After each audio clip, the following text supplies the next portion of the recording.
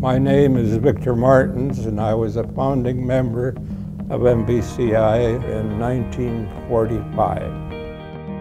I see the school now, well, we didn't see it in that way at that time. The main thing was that we wanted to continue on with Christian principles and have our children be surrounded by that kind of thinking. So that's what the real purpose of it was. Potential is a significantly abstract thing that you don't think about in high school at all. We had a number of teachers who were very, very good at pushing you to think way beyond the boundaries of what you thought you could think. We had a great teacher named Ernie Becker who taught us to think and never stop thinking. Between him and Harry Wall and a chemistry teacher named Sig Schrader, I think those three people taught me that it was possible to do things that I, on the face of it, would never think I'd be capable of doing. I think I learned about character development at MBCI just through my friends, through the teachers, and especially through the coaches that I had here. Sports was a big part of my life when I attended MBCI, and I remember the coaches that I had, like Mr. Gosen, Krista Barkman, Ms. Petka. They just really instilled that character and Christ-like values in me when I was attending here. St. Francis of Assisi said, "Preach the gospel at all times, and if necessary, use words." And I think I had a chance when I came to MBCI. For all 6 years I was working as a student under the teachers, and the teachers were Christians, and they weren't in Bible studies. They were teaching English and physics and chemistry, and they were living out their faith in kind of messy and beautiful ways. And I had a chance to see what it looked like to live as a Christian in your everyday life.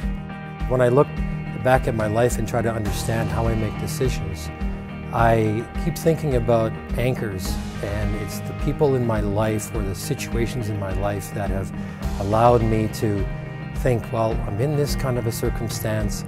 How would Mr. Brown think? How would Addison Clausen have made that decision? And when I think back to my days at MBCI, there are many instances of both people and circumstances that helped me to formulate, what is my ethic, what is my moral being. There were teachers who I knew had faith that was significant, that impacted their life. And one of those teachers again was Sig Schrader, who died of leukemia while I was in school here. And he was an incredible teacher who cared about students a lot, was a great teacher as well, and lived his faith to the very end.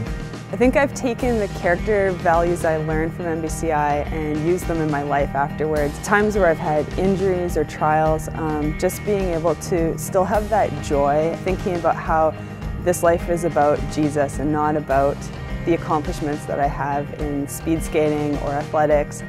I love working with people. I work with couples and I work with individuals, and I love being able to have that which is created in the image of God in me be able to connect with that which is created in the image of God in them. Everybody is actually always watching you and taking cues from how you are. My moral code and the ethics that were foundationally found here at MBCI are higher, I should say, than my professional code of conduct requires of me. And I think that makes a huge difference. Certainly I had not envisioned what there is here 70 years ago.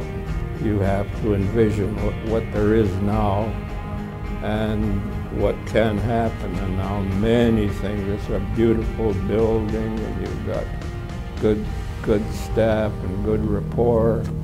Yeah, it's wonderful.